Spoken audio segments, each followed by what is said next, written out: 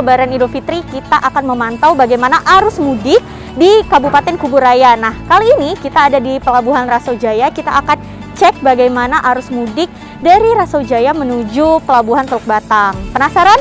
Kita bentar lagi akan ngobrol dengan salah satu orang di Dinas Perhubungan. Penasaran? Yuk, kita masuk. Oke, jadi kita akan memantau arus mudik bersama Pak Dery. Bapak? Iya. Ya. Mungkin bisa kenalan dulu sama teman-teman. Assalamualaikum warahmatullahi wabarakatuh. Kenalkan, saya Dery SPD, Kepala UPT Pelabuhan Penyeberangan Rasojaya, Teluk Batang dan Pinang Luar, Parit Sarim, serta Teluk Malika. Oke, baik Pak Dery, kita bahas bentar lagi nih mau mudik nih Pak. Perbedaan mudik dari tahun lalu ke tahun sekarang nih apa nih Pak? Sejauh ini tidak ada perbedaan, karena setiap tahun seperti ini Bu, tidak ada perbedaan sama sekali. Ya, cuma mungkin ada perbedaan itu lonjakan penumpang aja. Oke. Untuk sementara ini belum ada lonjakan. Karena tahun lalu masih tidak boleh mudik ya Pak ya? Iya. Tahun ini udah boleh. Nah nih Pak, alur penumpang yang diberlakukan di sini nih apa aja nih Pak? Kita alurnya itu khusus penyeberangan Bu, penyeberangan dari Rasojaya ke Teluk Batang dan Rasojaya Pinang Luar yang di sini. Oke, yang di sini. Nah, karena untuk penyeberangan nih Pak, ada nggak sih Pak tiketnya diberlakukannya secara online atau offline? Untuk sejauh ini kita belum mengadakan penjualan tiket secara online. Jadi offline? Iya, offline. Kita menjualnya di loket penjualan. Kalaupun ada kendaraan yang mau berangkat ke Teluk Batang, itu mereka harus melakukan booking sebelum mereka ke sini, ke pelabuhan. Untuk mengurangi resiko kepadatan di sini ya Pak? Iya.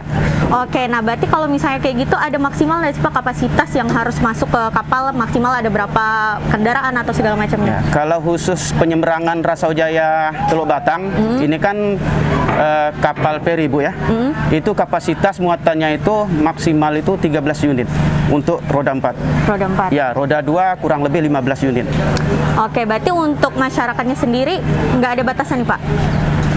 Untuk masyarakatnya, batasannya itu ya sudah kita batasi dengan jumlah kendaraan yang naik ke kapal. Oke, berarti dikalikan? Iya.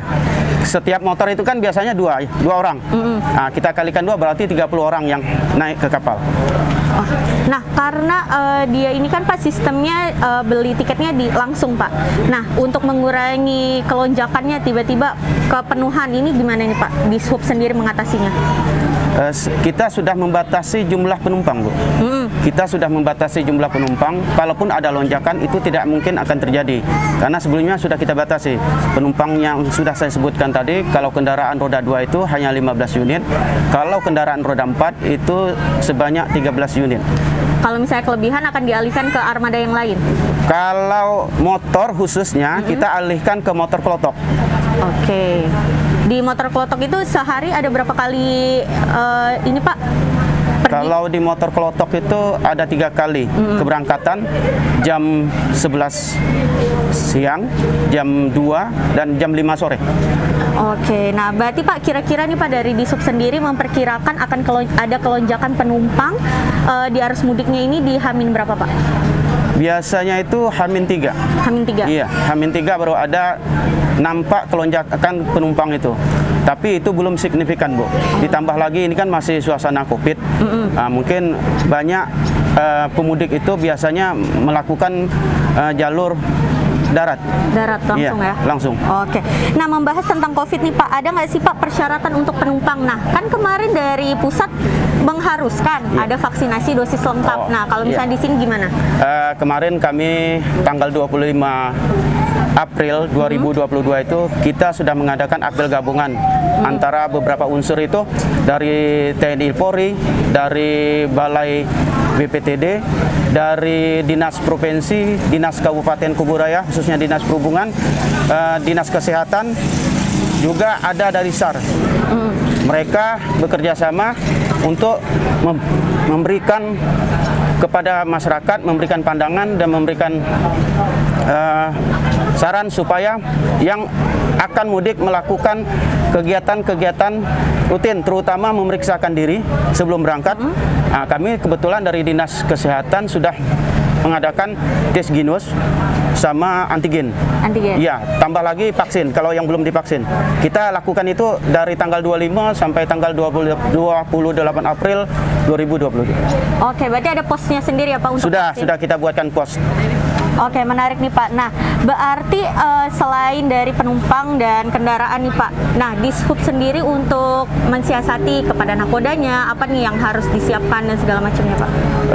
Untuk mensiasati kepadatan penumpang ya Bu? Iya. Itu kita kalau untuk kapal feri itu nggak ada Bu, tetap berjalan semaksimal seperti biasa, kecuali dari motor klotok. Kalau memang ada lonjakan penumpang, lonjakan itu kita biasanya menambah armada. Oke nih Pak, menarik. Nanti mungkin kita akan tanya-tanya lebih lanjut. Mungkin nanti kita mau Bapak ajak kemana lagi nih Pak? Ke atas? Boleh, Ibu. Kalau mau ke atas, kita lihat di atas. Sekalian kita ini kan mau nyebrang ke seberang, ngantar penumpang. Sekalian kita lihat-lihat di atas. Oke, baik. Nah, jadi buat teman-teman nanti kita akan lanjut lagi di atas. Oke.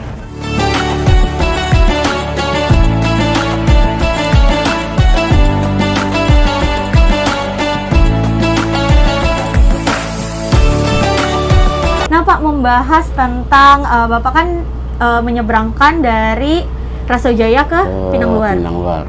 Nah oke Pak, jadi kita membahas berapa kali sih Pak sehari? Sehari kita 18 trip. 18 trip? Ya.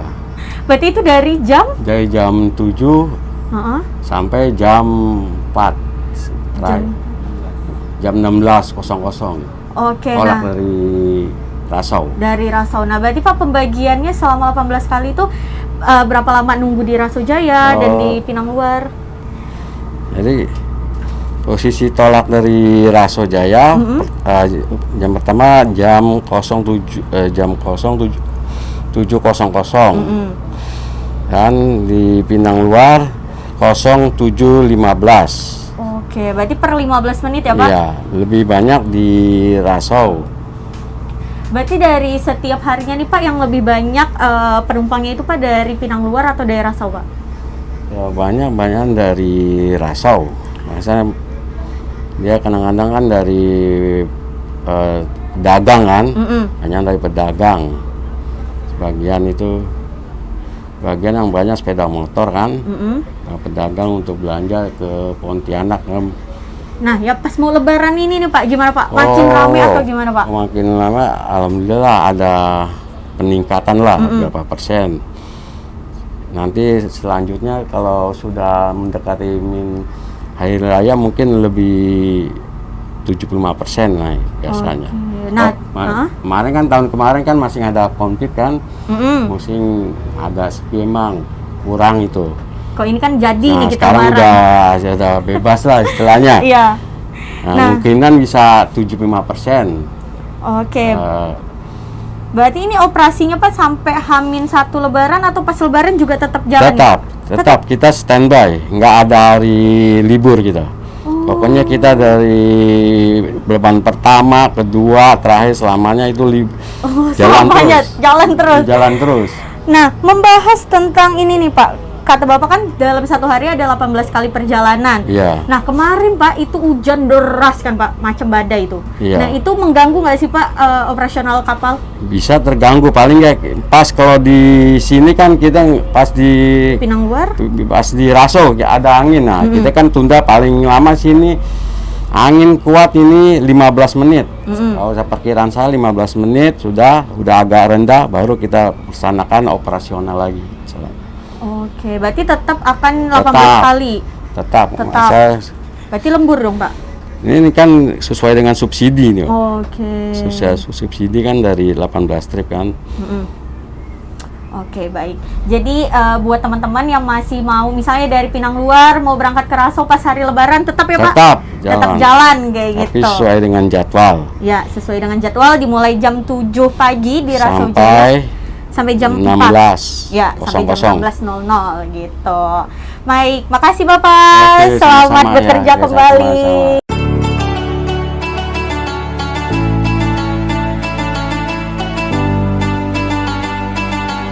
Nah, jadi sekarang kita ada di depannya kapal klotok ya Bang ya? Iya, benar. Nah, jadi di sebelah saya dengan Abang. Saya Triwicaksono Adi. kepala UPPD di Sungai Raya, termasuk Raso Jaya dan Kubu. Oke, nah jadi kita membahas masalah kapal klotok nih Bang. Nah yang di belakang kita nih rutenya kemana? Ini rutenya ke Padang Tikar. Ke Padang Tikar. Ya, benar. Operasionalnya satu hari ada berapa kali pergi nih? Ada untuk satu hari itu bisa 8 kali ke Padang Tikar. 8 kali. Iya. Nah, benar. terus perbedaannya nih Bang dari tahun lalu yang masih lockdown, nggak boleh pergi-pergi, sama yang sekarang udah diperbolehkan, apa nih? Waktu lockdown, waktu tahun lalu itu tidak terlalu banyak ya. Itu sekitar hanya 2.600 orang itu selama sebulan. Tapi tahun ini untuk pertanggal 27 April itu jumlah penumpang sudah 4.683 orang. Berarti hampir 2 kali lipat. Ini pun karena masih masa kerja kan, belum cuti. Ya di kemungkinan mungkin bakal terjadi lonjakan di 2 hari atau 3 hari ke depan. 2 sampai 3 hari ke depan ya Bang, kan ini masih H-5 kan? Iya betul. Nah, antisipasi Abang nih Bang, selaku yang bertanggung jawab nih kan, kayak gitu, gimana? Kita akan meningkatkan secara keamanan ya, dari segi semuanya, termasuk keselamatan penumpangnya juga. Kita periksa satu-satu kapal-kapalnya dari segi keselamatan semua, surat menyuratnya segala macam. Seperti itu. Oke, nah membahas tentang keselamatan nih Bang. Keselamatan kan selain dari SOP kapalnya juga, berarti kan dari orangnya sendiri nih Bang. Iya. Ada nggak sih Bang pemberlakuan vaksinasi dosis lengkap baru boleh berangkat atau enggak? Oh ada, saya surat edaran Dinas Perhubungan kan juga ada bahwa vaksin setelah udah booster itu tidak perlu lagi menggunakan antigen ya. Tapi kalau vaksin kedua itu masih periksa menggunakan PCR atau genos. Genos. Seperti itu. Nah, genos tuh dari Dinas Perhubungan nih juga nyiapin nggak sih posko-poskonya, sinergi sama siapa? Dinas Perhubungan juga menyediakan posko pelayanan yang bersinergi dengan Dinas Kesehatan Kabupaten Kubu Raya. Posko tersebut bertempat di depan pos UPT Raso Jaya. Itu ada vaksin 1, vaksin 2, kemudian booster, antigen, dan genos. Oke, Seperti itu. lengkap ya Bang? Lengkap.